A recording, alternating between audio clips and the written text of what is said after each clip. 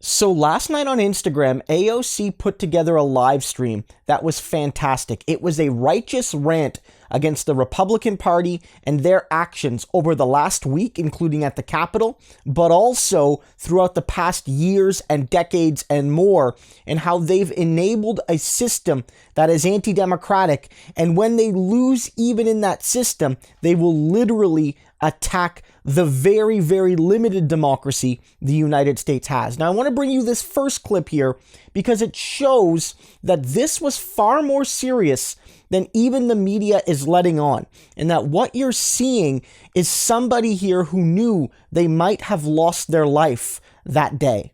I can tell you that I had a very close encounter where I thought I was going to die. And you have all of those thoughts where, at the end of your life, and all of these thoughts come rushing to you. And that's what happened to a lot of us on Wednesday. And I thought I did not know if I was going to make it to the end of that day alive. AOC is not joking around there. She's not being melodramatic. She's not trying to score political points by being sad. She is being 100% candid there. She came closer to passing away than a lot of us realize. We do not yet have all the details of that day. We don't. We're starting to get some news here. We know that they found Jim Clyburn's unmarked office. He has an unmarked office, and they found it. How did they find it? We don't know, but it indicates that maybe there was some inside knowledge being transmitted to some of the people that came in. Mickey Sherrill, she's a Democratic congresswoman from New Jersey. She's now saying that on January 5th, she saw congresspeople give quote-unquote reconnaissance tours to some of the people that were there the next day. Do you know what that reconnaissance could be used for? Locating specific offices of specific congressmen and senators that you might want to do things to. That's what that's there for, to know how to get around quickly and efficiently when you're going into a building you're not supposed to be in. That's what that's there for. Ayanna Presley and her staff are noting that the panic buttons were ripped out of her office, potentially limiting the ability to communicate with emergency services if needed, like in a situation like this. That's what happened. This is not overstating it. AOC knew that was what was at stake. But AOC didn't just make it about her here. She really underlined here how this was a last gasp effort of right-wing ideology to assert its power, even over a system that, with the deck stacked in its favor, still gave a result they didn't want. I don't want to hear or see the Republican Party talk about blue lives ever again. This was never about safety for them. It was always a slogan. Because if they actually cared about rule of law, they would speak up when people break the law. They would speak up. They would enforce fairness and equity, but they don't give a damn about the law. They don't give a damn about order. They don't give a damn about safety. They give a damn about white supremacy. They care about preserving the social order and the mythology of whiteness than the grandeur of our democracy. That's what they care about. They lust for power more than they care about democracy. That's what those people did when they voted to overturn the results of our free and fair elections. And you can barely call them that with the amount of voter suppression that they have engaged in across the country. It is generous, to say the least, to call them that. And so with all of the rules rigged in their favor, the Electoral College is built on a compromise with slavers. The Senate is rigged in their favor. Gerrymandered districts are rigged in the Republicans' favor. This presidency and the law breaking and the pardons of people who have betrayed our country, all of it rigged in their favor, and they can't even win with the whole deck stacked with them.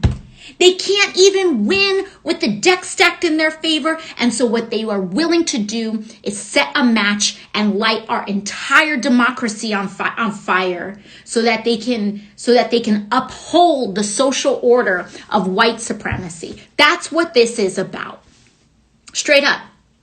This is about thinking that if an election doesn't reinforce your power, then you believe it is fundamentally illegitimate. And so that's what AOC is saying here. Look, the deck is stacked in the favor of Republicans.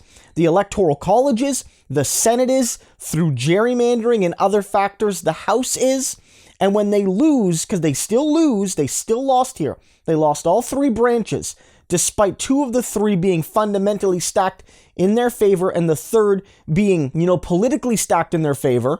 They lost. And so their only response is to basically riot about it. That's what they did.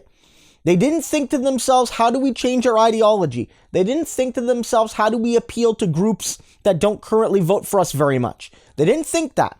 Their impulse, their go-to position was to basically muddy the waters about the result and to also suggest that this was valid, that this approach was valid, that literally going into a building, entering it by force to assert your will was the appropriate response. AOC, this is the assertion that whiteness is more important than democracy. And she's 100% correct. And she's correct in noting that Republican officials, not just Trump, have caused this. And people like Ted Cruz and people like Josh Hawley, they need to go. And she outlines this in a subsequent clip, that this shows that democracy is fragile and it must be nurtured and protected. Being a damn legislator to serve the people of the United States of America. They don't care. If they cared, they would have certified our democratic elections. If they cared, they wouldn't have amplified the lie. If they cared, they would have protected their colleagues instead of tweeting out their locations for the mob to find them. If they cared, they would have done and acted with integrity, but they didn't. They don't care. They care about themselves. They care about their elections. They care about their next gig. They care about their money, their power, their fame. And this is how democracy can burn. It is fragile. We must cherish it. And they didn't. And they don't. So they need to leave. Donald Trump needs to leave. Ted Cruz needs to leave. Josh Hawley needs to get out. They need to get out. We have to do better. Like, every democratic society has to do better. And none of this is saying that the U.S. is some real glorious bastion of democracy, this lighthouse of democracy into a dark world. I don't buy that narrative. The United States is already a flawed democracy at best. Like, there's no workers' democracy. One person, one vote doesn't exist. The Senate and the Electoral College are obviously rigged in favor of one party. The system is designed to privilege rural white votes over almost any other vote. Like, I get that. It's not a real democracy as it is. But even within the rules of the game, Republicans don't want to play by those rules if they don't win by those rules. And that even in the limited sense, the United States is in danger of losing its democracy. Don't let people try to talk this down. I've seen some people say AOC's crying to score internet points. I've seen some people say that she's, attacking, Republicans unfairly. But this was 100% on point. And I think this shows one of the best representations of AOC exhibiting righteous anger. And I also think it's important to note that she showed real vulnerability here. And I like that from our elected officials, at least from time to time. They need to be able to show that they have human emotions and human feelings and human fears and human concerns, because it makes them relatable to us. And I related to AOC here. Her fear for her life. I related to her fear for the loss of democracy. And I related to her anger at a party and a conservative movement that would choose whiteness over democracy. AOC did the right thing here, and this is why I think she really is going to be the standard bearer for the next generation of the movement that Bernie helped start.